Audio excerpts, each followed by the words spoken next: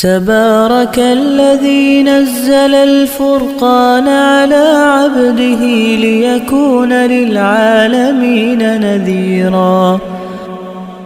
الرحمن الرحيم واضرب لهم مثل الرجلين جعلنا لأحدهما جنتين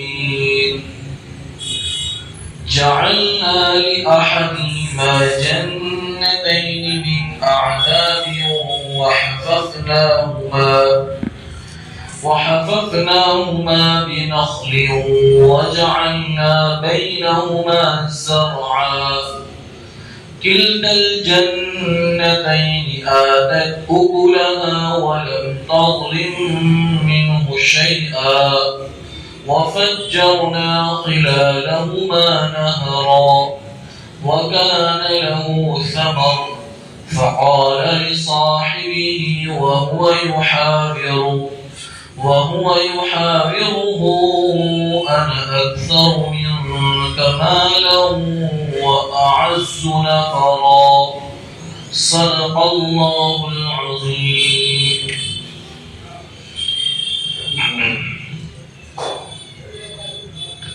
بزرگان محترم،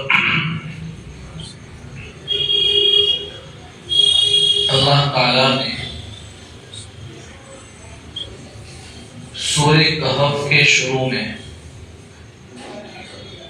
اصحاب کہف کا واقعہ بیان کیا. اس کے بعد اللہ نے اپنے محبوب صلی اللہ علیہ وسلم کو چند نصیحتیں فرمائیں. اب آج کے اس رکوع میں اللہ تعالیٰ ایک اور واقعہ بیان کرنے جا رہے ہیں. اصحاب کہف نے اللہ رب العزت کے خاطر قربانی دی تھی اور اللہ پر بھروسہ کیا تھا، تو اللہ تعالیٰ نے اصحاب کہف کو ناکامی کے نقشوں میں کامیابی دکھائی. وہاں کوئی کامیابی کے اسباب نظر نہیں آ رہے تھے، پھر بھی ان کی زبانوں کے اوپر یہ جملے تھے: ربنا آتنا من لدنک رحمہ وہیئ لنا من امرنا رشدا. اے ہمارے پروردگار، تو خاص اپنی طرف سے ہمیں رحمت عطا فرما اور ہمارے لیے ہدایت کے راستے کھول دے. تو اللہ تعالیٰ نے اصحاب کہف کو ناکامیوں کے نقشے میں کامیابی دکھائی. اب اس واقعے میں اللہ تعالیٰ متکبروں کا واقعہ بیان کر رہے ہیں، جن کے پاس مال و دولت بھی بہت زیادہ اور کامیابی کے سارے اسباب ہونے کے باوجود اللہ تبارک و تعالیٰ نے ان لوگوں کو ناکام کر کے دکھایا. اور اس سے بنیادی مقصد یہ تھا کہ مشرکین عرب جو بڑے بڑے دولت مند مالدار تھے ان کو سبق دینا تھا کہ مکہ کے جو بڑے بڑے مالدار لوگ تھے ان کو اپنی مالداری پر بہت گھمنڈ تھا، اپنی سرداری کے اوپر فخر کرتے تھے اور حضور کو یہ کہتے تھے کہ آپ کی مجلس میں آپ کے جو ساتھی فقیر مسکین بیٹھے رہتے ہیں آپ انہیں ہٹا دیجئے، پھر ہم آپ کے پاس آئیں گے. اللہ تبارک و تعالیٰ نے انہیں بھی ناکام کر کے رکھ دیا. تو اس واقعے کے اندر اللہ تعالیٰ گھمنڈی متکبر لوگوں کے حال کو بیان کر رہے ہیں. چنانچہ اللہ رب العزت ارشاد فرماتے ہیں: وَضْرِبْ لَهُمْ مَثَلَ الرَّجُلَيْنِ. اے پیغمبر، آپ لوگوں کے فائدے کے لیے دو شخصوں کی مثال بیان کیجئے. اب سوال یہ ہوتا ہے کہ یہ واقعہ حقیقت میں پیش آیا تھا یا اللہ تعالیٰ مثال سے بات کو سمجھاتے ہیں؟ بعض مفسرین یہ کہتے ہیں کہ یہ واقعہ حقیقی ہے، حضور صلی اللہ علیہ وسلم کے دنیا میں تشریف لانے سے پہلے یہ واقعہ پیش آیا تھا۔ بعض مفسرین یہ کہتے ہیں کہ یہ اللہ تعالیٰ نے دو آدمیوں کی مثال سمجھائی ہے، اور آپ جانتے ہیں کہ قرآن کریم کے بیان کرنے کا ایک انداز یہ ہے کہ قرآن بات کو مثالوں سے سمجھاتا ہے۔ تو یہاں دو آدمیوں کی مثال کو بیان کیا جا رہا ہے، ایک ایمان والا تھا اور دوسرا آدمی ایمان سے محروم تھا، اور جو ایمان والا تھا وہ فقیر غریب تندرست تھا، اور جو ایمان سے محروم تھا وہ بڑا مالدار بڑا عزت دار تھا۔ تو پیغمبر کو کہا جا رہا ہے آپ ان دو آدمیوں کی مثال کو بیان کیجیے۔ جعلنا لأحدہما جنتین من اعناب، اللہ کہتے ہیں کہ ہم نے ان دونوں میں سے ایک کے لیے انگور کے دو باغ بنائے ہیں۔ یہ اللہ تعالیٰ کا عجیب نظام ہے، یا تو برابری کا نظام ہو سکتا ہے کہ اللہ تعالیٰ دونوں میں سے ہر ایک کو ایک ایک باغ عطا کر دے، یہ اللہ تعالیٰ کا نظام ہے کہ اللہ ایک کو بہت مال و دولت دیتا ہے اور کسی کو تندرست بنا دیتا ہے۔ تو اللہ تعالیٰ نے اس غیر ایمان والے آدمی کے لیے دو باغ بنائے، اور باغ بھی کیسے؟ وَحَفَفْنَاهُمَا بِنَخْلٍ، اللہ کہتے ہیں کہ ہم نے ان دونوں باغ کے ارد گرد کھجور کے درختوں کی باڑ لگائی تھی۔ لوگ اپنے باغ کی باڑ لگاتے ہیں دیوار کھینچ کر، یا تو کانٹے دار تار لگا کر، یا پھر کانٹے اور جھاڑیاں اگا کر باڑ لگاتے ہیں۔ یہاں اللہ تعالیٰ نے ان کے لیے اس کے لیے اس کے باغ کی جو باڑ لگائی وہ کھجور کے درخت، اور کھجور کے درخت یہ باڑ کا بھی کام دیتے تھے اور اس کے اوپر کھجور کا پھل بھی آتا تھا، دگنا فائدہ اس کا ہو رہا تھا۔ وَجَعَلْنَا بَيْنَهُمَا زَرْعًا، اللہ کہتے ہیں کہ ہم نے دو باغوں کے درمیان کھیتی کی زمین بھی بنائی تھی، گویا کہ اس آدمی کو ایک وقت میں تین فائدہ حاصل ہو رہے ہیں کہ دونوں باغ انگور کا پھل بھی دے رہے ہیں، کھجور بھی آ رہی ہیں، اور اس کھیتی میں طرح طرح کے پھل بھی پہ اگ رہے ہیں، سبزیاں اگ رہی ہیں۔ قرآن کہتا ہے کِلْتَا الْجَنَّتَيْنِ آتَتْ أُكُلَهَا وَلَمْ تَظْلِم مِّنْهُ شَيْئًا، اور دونوں باغ خوب پھل لاتے تھے، بار آور ہونے میں ذرہ برابر کمی نہیں ہوتی تھی، یعنی یہ دونوں باغ اتنے بابرکت تھے کہ ہر موسم میں پھلوں سے لدے ہوئے رہتے تھے۔ بعض مرتبہ ایسا بھی ہوتا ہے کہ باغ کے بعض درختوں پر پھل اگتے ہیں، بعض پر نہیں اگتے، بعض مرتبہ ایسا ہوتا ہے کہ پوری سیزن فلوک چلی جاتی ہے، درختوں پر پھل نہیں آتے، لیکن اس مالدار کے باغ میں ہر مرتبہ ہر سیزن میں خوب پھل آتے تھے۔ وَفَجَّرْنَا خِلَالَهُمَا نَهَرًا، اللہ کہتے ہیں کہ ہم نے دونوں باغ کے بیچ میں ایک نہر کو جاری کر دیا تھا، اس لیے کہ جو کھیتی ہوتی تھی اس کی سینچائی اس نہر کے پانی کے ذریعے ہو، اور انسانوں کی جانوروں کی ضروریات کا مدار بھی پانی کے اوپر ہے، اور اللہ نے نہر اس لیے رکھی تھی کہ بارش برسے یا نہ برسے اس کا باغ ہر وقت سرسبز و شاداب رہے، آباد رہے، اور اس کا منظر بہت اچھا لگے۔ وَكَانَ لَهُ ثَمَرٌ، اور اس آدمی کے پاس دوسرا مال و دولت بھی تھا، ایک تو ایسے خوبصورت اللہ نے باغ دے رکھے، اور پھر اس کے پاس باغ کے علاوہ اور بھی انکم کے ذرائع تھے، اور بھی اس کے پاس مال و دولت تھا۔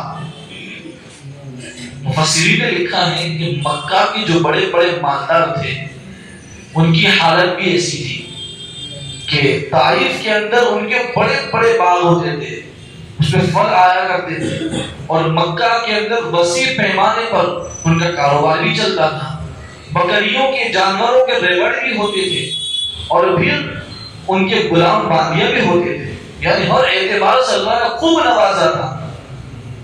لیکن فقال لصاحبه وهو يحاوره انا اكثر منك مالا واعز نفرا، تو اس گھمنڈی آدمی نے اپنے دوست سے جو ایمان والا تھا بات چیت کرتے ہوئے کہنے لگا انا اکثر منک مالا، میں تجھ سے بڑا مالدار ہوں۔ آپ جانتے ہیں کہ مالداروں کی عادت ہوتی ہے جہاں 4-5 آدمی کے بیچ میں بیٹھیں گے تو فوراً اپنے مال کا روب جھڑنے لگیں گے، اپنے مال اپنی سٹیٹس کو بتانے لگیں گے، کیونکہ مالداروں کو چین نہیں آتا اس کے بغیر، برانڈڈ چیزیں استعمال کریں گے، اس کی قیمتیں بتانے لگیں گے۔ اس نے بھی یہی کیا کہ اپنا مال کا روب جھڑنے لگا اپنے ساتھی کے اوپر، وہ اعز نفرا، اور کہنے لگا کہ میں تجھ سے افرادی قوت کے لحاظ سے بھی زیادہ ہوں، مطلب یہ ہے کہ میری اولاد بھی بہت زیادہ ہے، میرے نوکر چاکر بھی بہت زیادہ ہے۔ یاد رکھو پہلے کے زمانے کے اندر کثرت اولاد، بہت زیادہ اولاد ہوتی تھی، لوگ اس پر فخر کرتے تھے، اور قرآن نے جگہ جگہ یہ کہا ہے کہ لوگ اپنے مال کے اوپر، اپنی کثرت اولاد کے اوپر فخر کرتے ہیں۔ لیکن آج کا انسان فطرت کا باغی ہو چکا ہے۔ آج دیکھیے لوگوں کو میاں بیوی کے نظام سے ہٹ کر گرل فرینڈ بوائے فرینڈ کے نظام میں داخل ہو گئے تاکہ بچے کم سے کم پیدا ہو، اور پھر اس سے آگے بڑھیے کہ مرد سے اپنی خواہش پوری کر لے، عورت اپنے آپس میں خواہش پوری کر لے، اس سے تو بچے پیدا کبھی نہیں ہو سکتے۔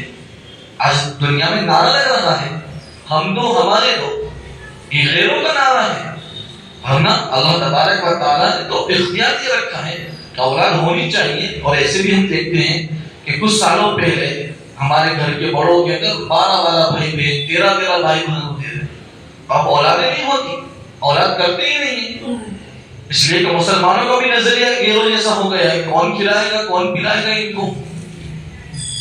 تو یہ فخر کر رہا ہے کہ میں مال میں بھی تجھ سے بڑا ہوا ہوں، اور میں عزت کے اندر اور اولاد میں بھی تجھ سے بڑا ہوا ہوں۔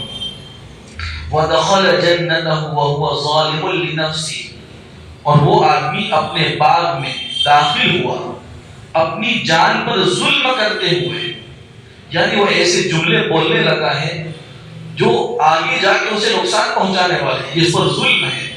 کہنے لگا قَالَ مَا أَظُنُّ أَن تَبِيدَ هَٰذِهِ أَبَدًا، کہ میں نہیں سمجھتا کہ یہ باغ کبھی بھی ہلاک ہوگا۔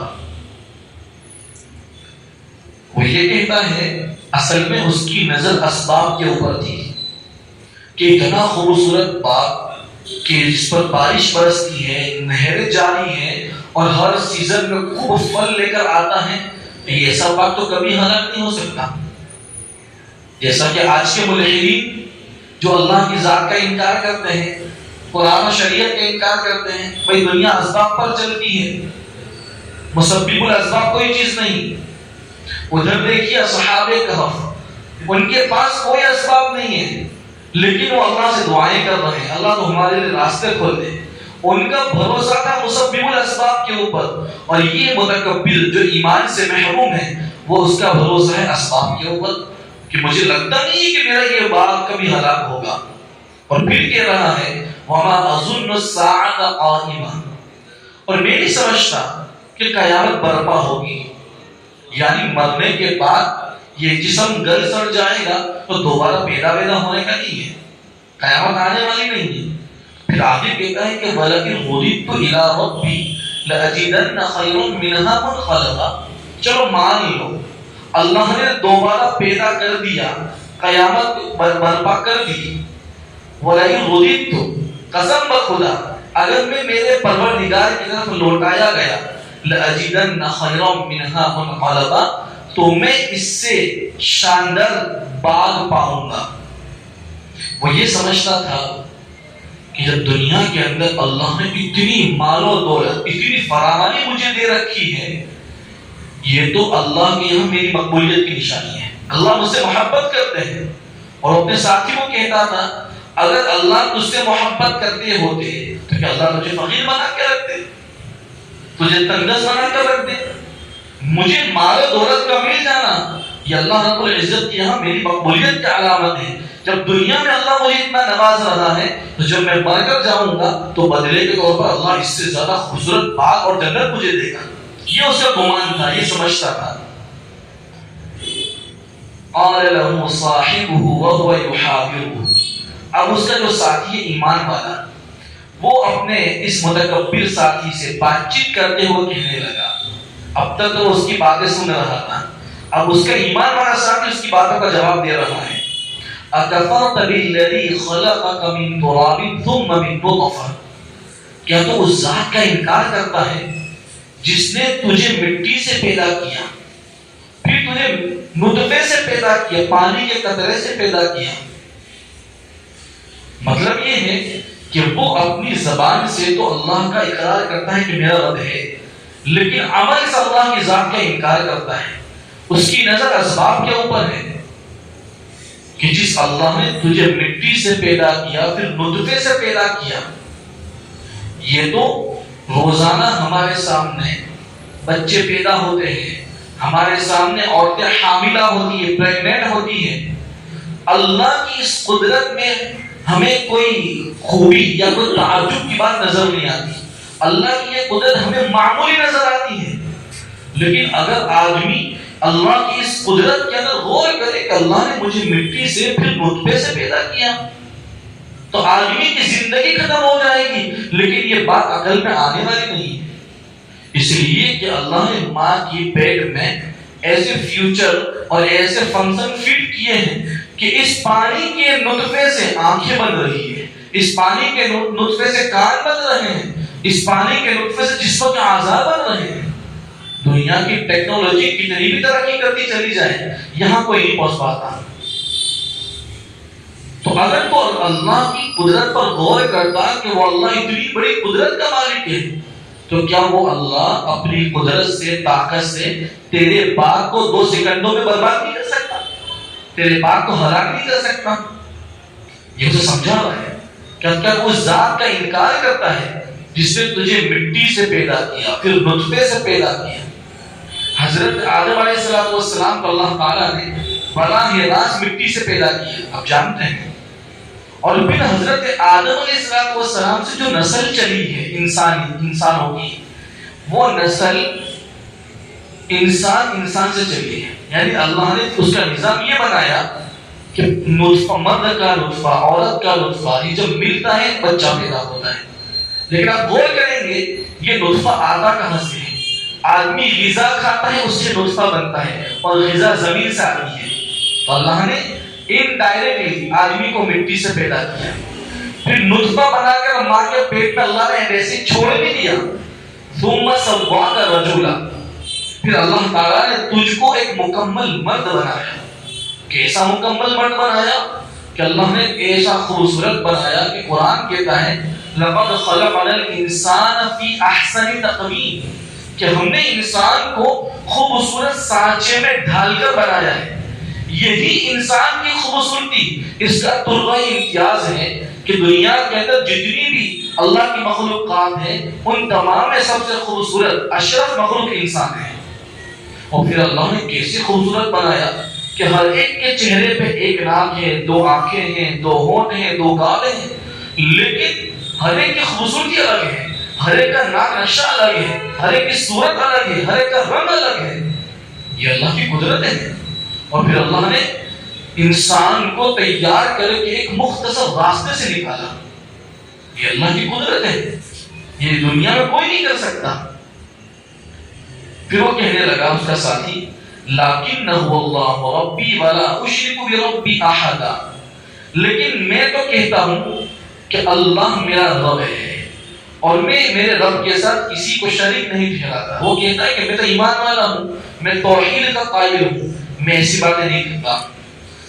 جب اس نے یہ ساری باتیں سنی، اس گھمنڈی آدمی نے، ایمان سے محروم آدمی نے، تو وہ زبان حال سے کہنے لگا کہ تو جس رب کی اتنی تعریف کرتا ہے تو مجھے کیا کہنا چاہیے؟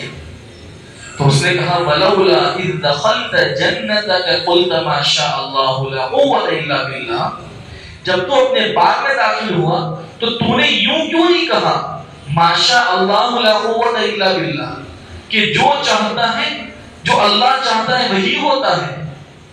تو نے جب تو باغ میں داخل ہوا تو نے ایسے الفاظ کیوں کہے؟ یہ اللہ نے جو باغ دیا ہے وہ اپنے فضل سے دیا ہے، اس میں تیرا کوئی کمال نہیں ہے۔ اللہ جو چاہتا ہے وہ ہوتا ہے، اور اللہ کی نصرت اور اس کی مدد کے بغیر کوئی طاقت نہیں، کوئی قوت نہیں ہے۔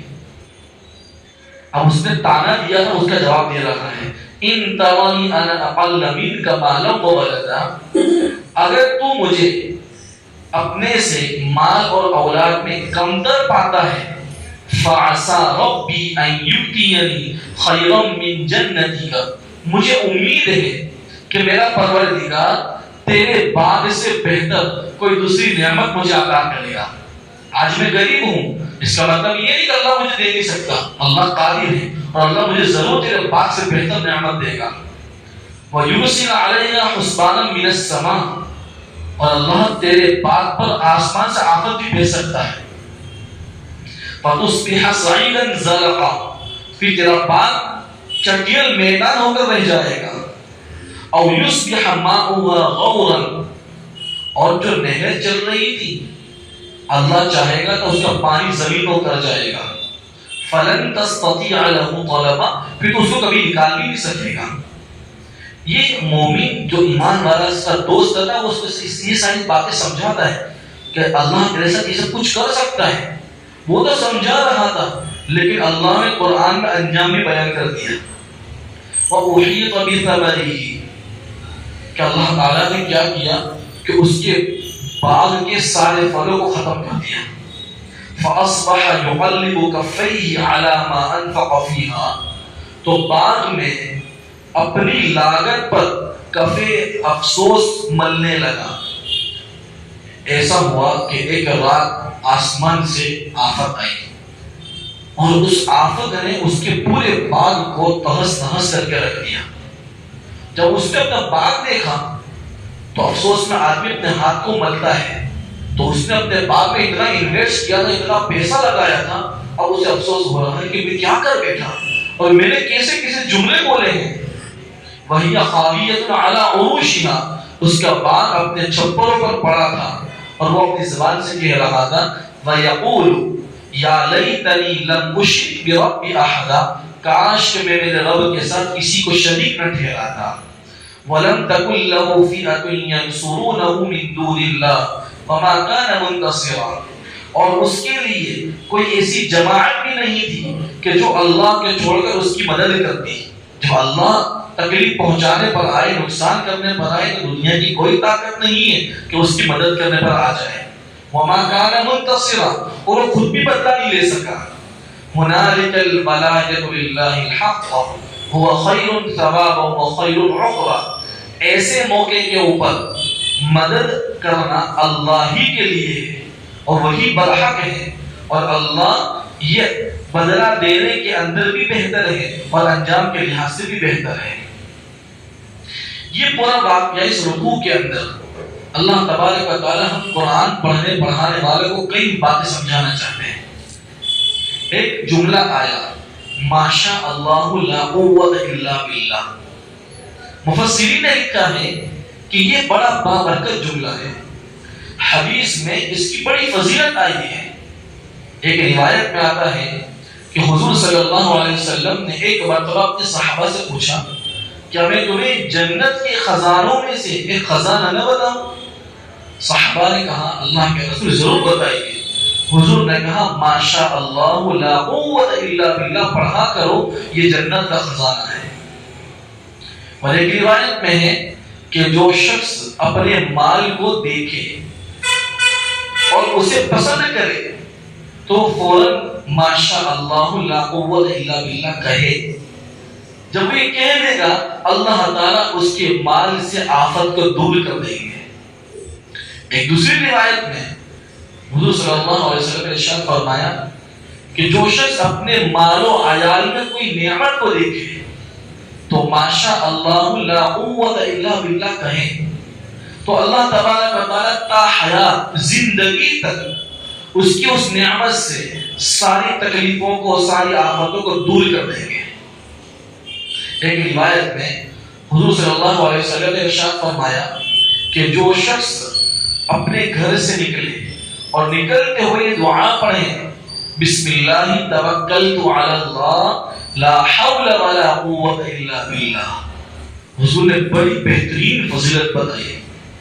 حضور نے ارشاد فرمایا ہدیت وقفیت ومخیت، جب بندہ گھر سے نکلتے وقت یہ دعا پڑھتا ہے تو ایک فرشتہ کہتا ہے اے اللہ کے بندے تجھے ہدایت کا راستہ دکھلا دیا گیا، تجھے ہدایت پر چلا دیا گیا، ہدیت وقفیت کہ اللہ تعالیٰ نے تیری ساری پریشانیوں کا بوجھ اٹھا لیا، اور تیسری فضیلت کہ وہ وقیت اللہ تعالیٰ نے تجھے دشمنوں سے بچا دیا۔ جب بندہ یہ دعا پڑھتا ہے تو شیطان کہتا ہے کہ شیطان جو انسان کے ساتھ لگا رہتا ہے وہ فوراً اس سے علیحدہ ہو جاتا ہے، دور ہو جاتا ہے، اور ایک دوسرا شیطان اس شیطان کو کہتا ہے کہ اب تو اس آدمی کو کیسے اس پر حملہ کرے گا، جبکہ اس کو ہدایت دی گئی، اس کی تکلیفوں کو دور کر دیا گیا اور اس کے دشمنوں سے اس کی حفاظت کر دی گئی۔ یہ بہت بڑی فضیلت ہے۔ ہم بچپن کے اندر مکتب میں دعائیں سیکھتے ہیں لیکن ہمارے معمول میں نہیں ہے۔ آدمی اپنے معمول میں دعاؤں کو لے لے، جب گھر سے باہر نکلے گا باہر کے فتنوں سے، باہر کی گمراہیوں سے، دشمنوں کی دشمناوٹ سے اللہ اس کی حفاظت کر دے گا۔ اور بہترین جامع جملہ ہے، بہت فضائل ہیں کتابوں کے اندر۔ امام مالک رحمۃ اللہ علیہ نے اپنے گھر کے باہر ایک تختی لگوائی تھی، اس پر یہ جملہ لکھا ہوا تھا ماشاء اللہ لا قوت الا باللہ۔ جیسے ہمارے یہاں لوگ تختی لگاتے ہیں ھذا من فضل ربی لکھتے ہیں، امام مالک رحمۃ اللہ علیہ نے یہ لکھوایا تھا ماشاء اللہ لا قوت الا باللہ۔ تو کسی نے پوچھا کہ حضرت قرآن کے اندر تو یہ ہے کہ باغ میں داخل ہو، باغیچے میں داخل ہو تو ماشاء اللہ لا قوت الا باللہ پڑھنا چاہیے، تو آپ نے تو اپنے گھر کے اوپر لکھوایا ہے۔ امام مالک کہنے لگے کہ میرا گھر اور میری اولاد، میری بیوی بچے، یہ سب میرا باغ ہے، اس لیے گھر میں داخل ہوتے وقت بھی ماشاء اللہ لا قوت الا باللہ کہہ دینا چاہیے، تاکہ آدمی کی نظر سے اس کے گھر والے، اس کے گھر کی چیزیں محفوظ ہو جائیں۔ یہ اس واقعے سے ایک بات تو یہ سمجھ میں آتی ہے، اور دوسری بات یہ سمجھ میں آتی ہے کہ اللہ تعالیٰ ہمیں یہ سکھلانا چاہتے ہیں کہ انسان کو جب اللہ تعالیٰ کی طرف سے کوئی نعمت دی جائے اس کا تقاضا یہ ہے کہ اس نعمت کی شکر گزاری ہو۔ قرآن کہتا ہے لئن شکرتم لازیدنکم، اگر تم میری نعمتوں کی شکر گزاری کرو گے اللہ کہتا ہے میں ان نعمتوں میں اضافہ کرتا چلا جاؤں گا۔ وَلَئِن كَفَرْتُمْ إِنَّ عَذَابِي لَشَدِيدٌ، اور اگر تم نے میری نعمتوں کی ناشکری کی تو میرا عذاب بڑا سخت ہے۔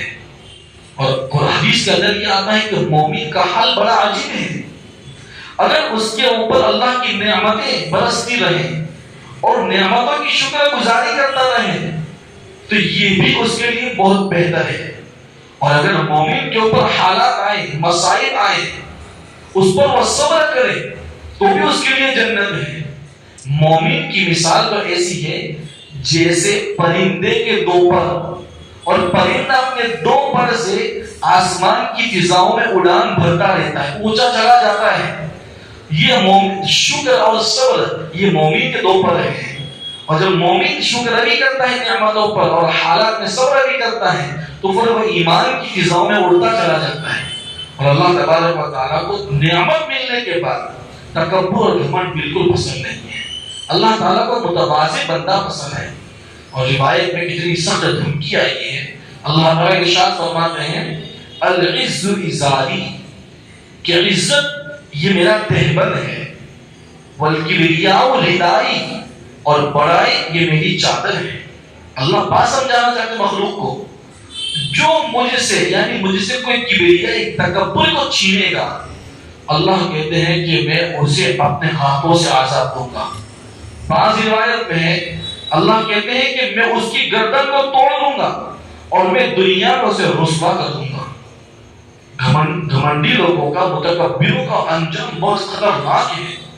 ایک روایت میں حضور نے فرمایا من کان لا يدخل الجنت من کان فی قلبہ مثقال ذرۃ من کبر، وہ آدمی جنت میں داخل نہیں ہو سکتا کہ جس کے دل میں ذرہ برابر گھمنڈ ہو۔ آج ہم اپنے معاشرے کا معائنہ کریں کہ گھمنڈ اور ایگو، کبر ہر انسان کے اندر بھرا ہوا ہے۔ آپ کسی کو کھینچ کے دو فوراً برا لگ جائے گا، آدمی لڑ بیٹھتا ہے، لوگوں کی ایگو ہرٹ ہو جاتی ہے۔ اور حدیث میں حضور یہ کہتے ہیں کہ من تواضع للہ رفعہ اللہ، کہ جو انسان اللہ کے لیے جھکاؤ پیدا کرتا ہے، تواضع پیدا کرتا ہے، اللہ اسے سربلندی عطا فرماتا ہے۔ اور پھر یہ تواضع بناؤ ہی نہیں، ہم لوگ کبھی کبھی تواضع کرتے، بناؤ ہی تواضع کرتے ہیں کہ کوئی بڑا آدمی آ گیا تو جھک کے بات کریں گے، یہ تواضع اصل نہیں ہے۔ تواضع یہ دل کی کیفیت ہے، جب دل میں آدمی اپنے آپ کو کچھ نہیں سمجھتا تو وہ چھوٹے کے سامنے بھی جھک کے بات کرتا ہے، یہ اصل تواضع یہ ہے۔ اور ومن تکبر وضعہ اللہ، جس نے گھمنڈ کیا، اپنے آپ کو بڑا سمجھا، لوگوں کو حقیر سمجھا، اللہ اسے ذلیل کر کے رکھ دے گا۔ اور ایک حدیث کے اندر تو بڑی عجیب بات ہے کہ ایک مرتبہ جنت اور جہنم آپس میں مناظرہ کرنے لگی۔ جنت کہنے لگی کہ میں افضل ہوں، اور جہنم کہنے لگی میں افضل ہوں۔ ایک دوسرے کی فوقیت کے اوپر مناظرہ ہو رہا ہے، ایک دوسرے لڑ رہی ہے۔ اللہ تبارک و تعالیٰ نے دونوں کے درمیان فیصلہ کر دیا۔ جنت جہنم نے دلیل کیا پیش کی؟ فی الجبارون والمتکبرون، کہ میرے اندر تو ظالم گھمنڈی لوگ آئیں گے، فرعون، حامان، قارون، شداد، یہ سب آئیں گے میرے اندر۔ اور جنت کیا کہہ رہی ہے؟ فیہ ضعفاء الناس ومساکنہم، کہ میرے اندر تو تواضع والے لوگ اور اپنے آپ کو کم سمجھنے والے لوگ آئیں گے۔ اللہ تبارک و تعالیٰ نے دونوں کا فیصلہ کیا، آپس میں لڑنے کی ضرورت نہیں ہے۔ اللہ نے فرمایا کہ میں جس کے ساتھ رحم کا معاملہ کروں گا میں اسے جنت کے حوالے کر دوں گا، اور جس کو میں سزا دینا چاہوں گا میں اس کو جہنم کے حوالے کر دوں گا۔ اس کے اوپر ایک اشکال یہ ہوتا ہے کہ جب جنت نے اپنی دلیل پیش کی کہ میرے اندر تو کمزور ترازو والے لوگ ہوں گے، اس میں کون سی فوقیت کی بات ہے؟ کوئی فضیلت کی بات تو نظر نہیں آتی۔ حضرت گنگوئی رحمۃ اللہ علیہ فرماتے ہیں کہ جنت یہ کہنا چاہتی ہے کہ جو لوگ دنیا میں کمزور تھے اور لوگ انہیں معمولی سمجھتے تھے، ان کی طرف نظر بھی نہیں کرتے تھے، جنت یہ کہنا چاہتی ہے کہ جب یہ لوگ میرے اندر آئیں گے یہ بادشاہ بن جائیں گے۔ لوگ انہیں حقیر سمجھتے تھے، یہ بڑے ہو جائیں گے جنت میں آنے کے بعد، جن کو دنیا میں کوئی کچھ نہیں سمجھتا تھا وہ میرے اندر آئیں گے، وہ بادشاہ بن جائیں گے۔ یہ فضیلت کی بات ہے۔ لیکن جنت کے اندر جنت نے جو دلیل پیش کی ہے وہ اس میں نرمی اس لیے ہے کہ اس کے اندر آنے والے لوگ بھی نرم ہیں۔ اللہ تبارک و تعالیٰ کل قیامت کے دن جنت اور جہنم کے اندر لوگوں کو بھیج دیں گے، پھر اللہ جب جہنم سے پوچھیں گے کہ حلیم تلقی، تو تو بھر گئی؟ تو جہنم کے لیے حلیم مزید نہیں، اللہ بہت جگہ آنے کو آنے تو بھیجو، لوگوں کو بھیجو اندر۔ اللہ تبارک و تعالیٰ اپنا قدم مبارک جو ان کا شائن شان ہے جہنم کے اوپر رکھیں گے، جہنم کی طغیانی ختم ہو جائے گی، جہنم تقاضا کرنا بند کر دے گی۔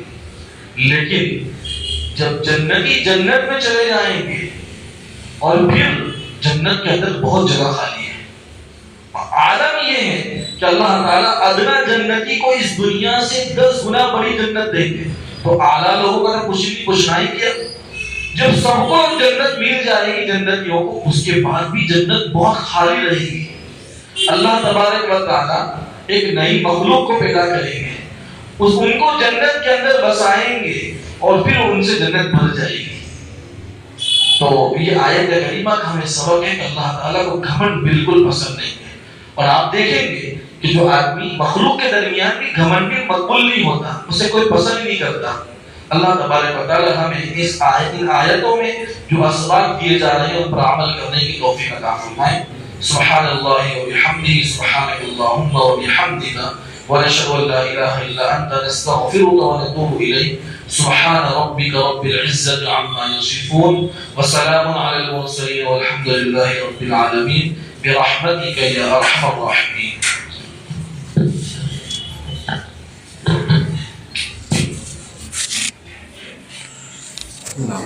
السلام علیکم۔